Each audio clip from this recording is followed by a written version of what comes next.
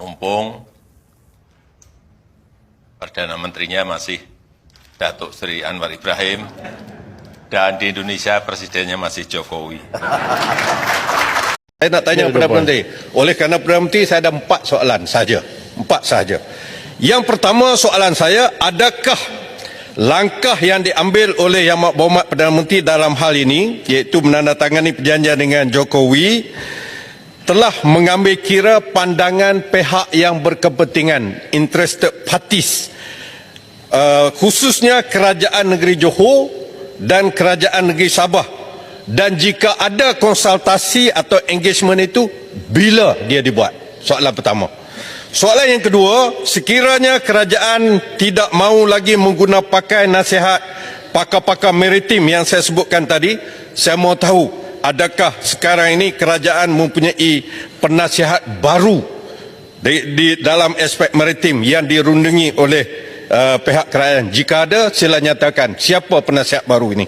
Yang ketiga, dalam membuat keputusan menandatangani perjanjian berkaitan dengan Indonesia, adakah kerajaan mengambil kira asas garisan sempadan antarabangsa seperti yang ditetapkan oleh Konvensyen Antarabangsa Undang-Undang Laut seperti yang disebut oleh Yang Muhammad tadi, tapi khususnya pasal 121, yang mana kita yakin kita Malaysia mempunyai merit dalam tuntutan ini. Tak perlu bincang, tak perlu kompromi. Kita ada merit sebagaimana keputusan ICJ dalam kes Pulau Sipadan dan Pulau Legitan. Dan yang keempat, ini juga penting Yang Berhormat, apakah sikap kerajaan Malaysia terhadap tindakan negara Singapura yang telah menyatakan persetujuan dengan Indonesia mengenai sempadan maritim dalam kawasan yang mana Malaysia juga mempunyai tuntutan dalam kawasan yang sama, iaitu dalam kawasan 3 batu nautika daripada pantai Johor. Ramai berpandangan. Pakar maritim, siapa yang pandangan? Pakar mana yang dibicarakan? Ya? Kemudian telah melanggar yang mana? Peraturan mana? Peruntukan mana? Dia peguam. Bincang samar-samar begini tak payah peguam, ketua kampung pun boleh. Peguam ini harus spesifik. Ya, marah apa? Jawablah. Nombor 1, apakah pandangan pihak berkepentingan? Johor, Tuanku Sultan telah dimaklum bahawa ini sempadan ini 3 batu nautical miles, 3 batu nautika daripada kawasan. Ini jauh, tidak termasuk perbatasan Johor. 1. Sabah tidak dimeterai dalam hal ini. Ketua Menteri Sabah dimaklum bahawa memuktamadkan Pulau Sebatik dan kawasan yang melibatkan Tawau dan Sabah itu ditangguh sehingga ada persetujuan baru kerana kita belum bersetuju. Saya ada cakap tadi, dengarlah.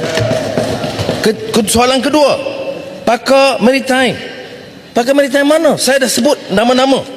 Kementerian Luar, Jabatan Maritim, MKN, Peguam Negara, Jabatan Ukur dan Pemetaan, Hidrografi Malaysia. Menteri Luar dan Kementerian Luar yang menjalankan kebanyakan tugas itu. Tapi sebelum saya meterai, perjumpaan akhir saya masih berdepan dengan mereka. Jadi pakar-pakar ini mengesahkan. Ada pakar baru yang kota baru nak sebut, carilah. Sebut pada saya nama siapa. Ini pakai sembrono aja. Baik, dan kedua, mengikut peraturan asal sempadan 121, tidak ada pelanggaran langsung.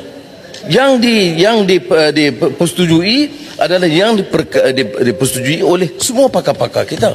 Ya. Yang tidak dipersetujui, yang kita agak ambil berat sikit tentang kawasan perairan Tanjung Pelepas, tidak terlibat.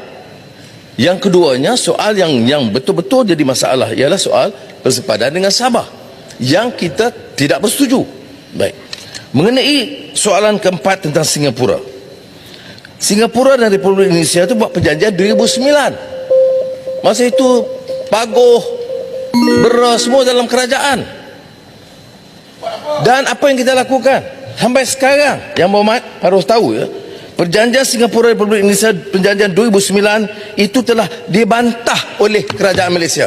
Dan saya telah maklum kepada Presiden Jokowi bahawa kita tidak boleh terima yang ini kerana ia menjejaskan kepentingan Malaysia. Baik. Jadi penjelasan saya, empat soalan ini itu hanya digunakan sebagai ruang politik murahan.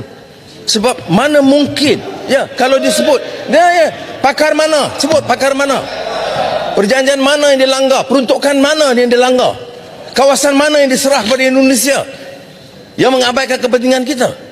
Yang saya sebut tadi, yang kita kira betul-betul kawasan pelabuhan Tanjung Lepas yang sebenarnya keluar daripada perbatasan negeri Johor, dan kemudian Sabah yang tak dapat kita persetujui. Walaupun saya dah minta pegawai cari jalan runding supaya ada win-win situation.